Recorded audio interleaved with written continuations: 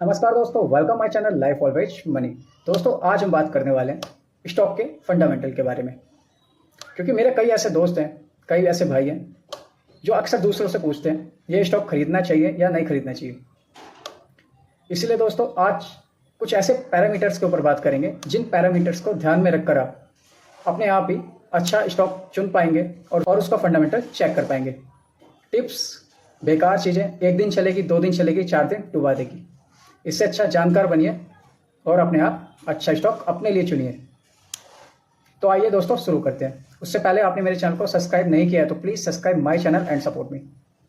दोस्तों, सबसे पहले बात करते हैं हम स्टॉक के मार्केट कैप के ऊपर, क्योंकि जितना बड़ा मार्केट कैप होगा उतनी अच्छी कंपनी मानी जाएगी। तो आप दोस्तों विशेष रूप से ध्यान रखें, कम से कम मार्केट कैप लगभग 10,000 करोड़ के आसपास हो या उससे ऊपर हो।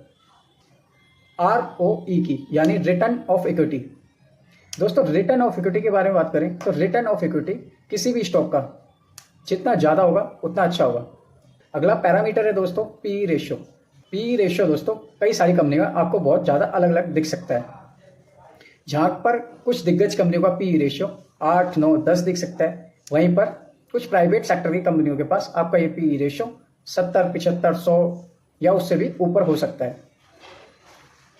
अब दोस्तों बात करते हैं पी रेशियो ठीक ठाक कितना हो सकता है। तो दोस्तों 20 से 30 के बीच में जो पी रेशियो होगा वो अच्छा होगा। और आप भी ये पैरामीटर अपने स्टॉक में जरूर चेक करें। आपकी जो कंपनी का पी रेशियो है उसको कंपेयर कैसे करेंगे, तो उसके नीचे एक और ऑप्शन होता है जो होता है इंडस्ट्री पी ए। यानी आपका जो स्टॉक है उस सेक्टर की जितनी भी कंपनियां हैं on average industry P A होता है। आप अपने स्टॉक का पी रेशियो इंडस्ट्री पी से कंपेयर कर सकते हैं। अगले पैरामीटर की ओर बढ़ते हैं दोस्तों, जो कि है डेब्ट ऑफ इक्विटी, यानी कंपनी के ऊपर कितना डेट है। अब इस डेब्ट का तो दोस्तों सीधा कहना है कि कंपनी के ऊपर जितना कम डेब्ट होगा कंपनी उतनी अच्छी मानी जाएगी, कर्जा जितना कम होगा उतनी अच्छी कंपनी मानी जाएगी। फिर भी दोस्तों कई सारी कंपनियों के ऊपर डेब्ट दिखाई देता है। तो ये दोस्तों डेब्ट कितना चल सकता है। तो कई सारी कंपनी ऐसी हैं जिनका डेब्ट 0.00 है, यानी ऑलमोस्ट डेब्ट फ्री कंपनी है वो, उसमें कोई दौरा ही नहीं है। लेकिन उसके बाद किसी कंपनी के ऊपर थोड़ा बहुत डेब्ट है, वो कैसे देखेंगे और वो कितना चल सकता है। दोस्तों स्टॉक में जहाँ फंडामेंटल्स होता है वहाँ सबसे नीचे डेब्ट टू इक्विटी लिखा होता है, वहाँ पे आप देखेंगे तो डेब्ट कितना होना चाहिए। डेब्ट होना चाहिए दोस्तों 0 पॉइंट, उसके आगे थोड़ा बहुत होगा चलेगा। लेकिन दोस्तों डेब्ट शुरू में ही डेब्ट जहाँ लिखा हुआ है वहाँ पे 1 पॉइंट कुछ डेब्ट है तो गलत है। ऐसा डेब्ट नहीं होना चाहिए। यानी डेब्ट आपको ध्यान रखना है कि 1% से कम डेब्ट हो, तो वो एक अच्छा स्टॉक इन्वेस्ट करने के लिए हो सकता है। पैरामीटर है दोस्तों डिविडेंड। डिविडेंड यानी लाभांश, और ये लाभांश सबको अच्छा लगता है और मुझे भी अच्छा लगता है, क्योंकि मैं कहीं इन्वेस्ट करता हूँ और कोई कंपनी मुझे लाभांश के तौर पे फ्री में कुछ लाभांश का हिस्सा देती है, तो इसमें कोई बुराई नहीं है। तो आप डिविडेंड डील भी देख सकते हैं। डिविडेंड डील जितनी अच्छी होगी आपको उतना ज़्यादा पैसा कंपनी लाभांश के तौर पर देगी। इससे आगे बढ़ते हैं दोस्तों अगले पैरामीटर की ओर, और ये है रिजर्व। किसी भी कंपनी का आपको रिजर्व जरूर चेक करना है। इस रिजर्व का फ़ायदा क्या है दोस्तों, तो सिंपली तौर पर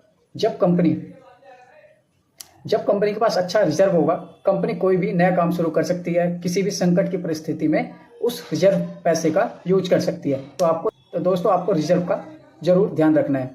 किसी भी कंपनी के लिए दोस्तों रिजर्व बहुत जरूरी माना जाता है, इसीलिए ये आज हमारा जरूरी पैरामीटर भी है। दोस्तों अगला पैरामीटर है प्रमोटर होल्डिंग्स। अब प्रमोटर होल्डिंग्स किसी भी कंपनी में प्रमोटर की कितनी होनी चाहिए ये आपको जरूर ध्यान रखना है, क्योंकि आप कई सारे स्टॉक में देखेंगे प्रमोटर होल्डिंग बहुत कम है। ऐसा किसी भी कंपनी के लिए अच्छा नहीं है। एक कंट्रोल स्टेक जब किसी मालिक के पास नहीं होगा तो दूसरे लोग उस कंपनी में इंटरफेयर करेंगे, जो किसी भी कंपनी की ग्रोथ के लिए अच्छा नहीं है।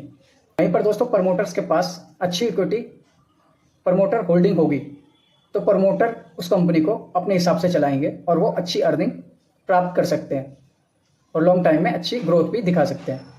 अब दोस्तों प्रमोटर होल्डिंग होनी कितनी चाहिए, तो कम से कम दोस्तों प्रमोटर होल्डिंग किसी भी कंपनी में हो सकती है, लेकिन एक अच्छी प्रमोटर होल्डिंग 51 होनी चाहिए।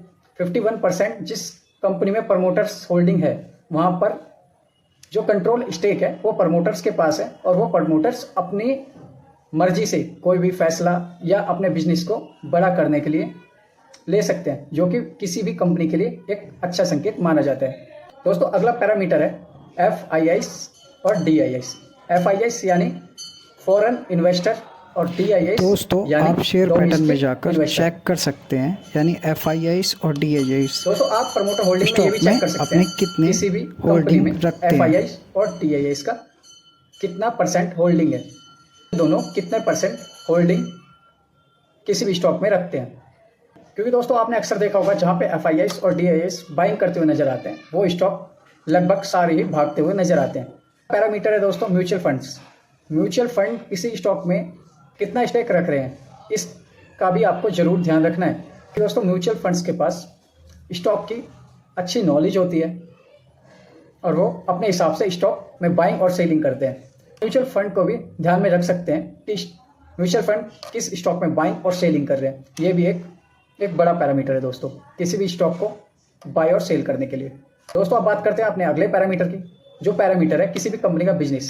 कंपनी करती क्या है, एक्चुअल में जब हमें पता ही नहीं होगा कंपनी करती क्या है तो हम अंदाजा कैसे लगाएंगे कि इस कंपनी की ग्रोथ क्या हो सकती है। तो आप जरूर किसी भी कंपनी में इन्वेस्ट करने से पहले कंपनी का बिजनेस जरूर देखें ताकि आपको पता चले कंपनी का फ्यूचर क्या हो सकता है। किसी भी स्टॉक में आ रही खबर यानी न्यूज के बारे में, जब किसी भी स्टॉक में पॉजिटिव न्यूज आती है तो आपने देखा होगा स्टॉक भागते हुए नजर आते हैं, वहीं ये न्यूज जब नेगेटिव आती है तो उल्टा होता है, स्टॉक गिरते हुए नजर आते हैं। तो आपको ये पैरामीटर जरूर ध्यान रखने हैं दोस्तों।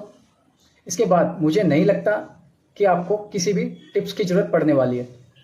दोस्तों टिप्स कोई एक दिन देगा, 2 दिन देगा, अच्छी देगा, खराब देगा, कोई फायदा नहीं है इन चीज़ों का। सबसे अच्छी चीज़ है नॉलेज। आपको जब नॉलेज है आप अपने हिसाब से करेंगे और अपने लिए एक अच्छा स्टॉक चुनेंगे तो डेफिनेटली वो आपको भविष्य में जरूर अच्छा ग्रोथ दिखाता हुआ नजर आने वाला है। तो आपको 2-3 पैरामीटर्स और ध्यान में रखने हैं, जैसे सेल्स किसी कंपनी की लगातार ग्रो कर रही है नहीं, क्योंकि दोस्तों सेल्स नहीं बढ़ेगी किसी कंपनी की तो कंपनी अर्निंग कैसे करेगी। इसलिए दोस्तों सेल्स में ग्रोथ आपको जरूर देखनी है किसी भी स्टॉक को बाइंग करने से पहले। उसके बाद बात करते हैं नेट प्रॉफिट की, क्योंकि दोस्तों कंपनी अर्निंग तो कर रही है कई सारी, लेकिन नेट प्रॉफिट उनका काफ़ी कम है। तो आपको नेट प्रॉफिट लगातार ग्रो कर रहा है या नहीं इस बात का जरूर ध्यान रखना है।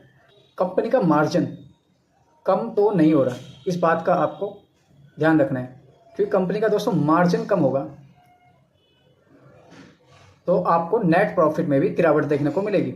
आपको ये पैरामीटर भी जरूर ध्यान रखना है। तो दोस्तों सिर्फ आपकी जानकारी के लिए थी वीडियो, ओनली एजुकेशन पर्पस।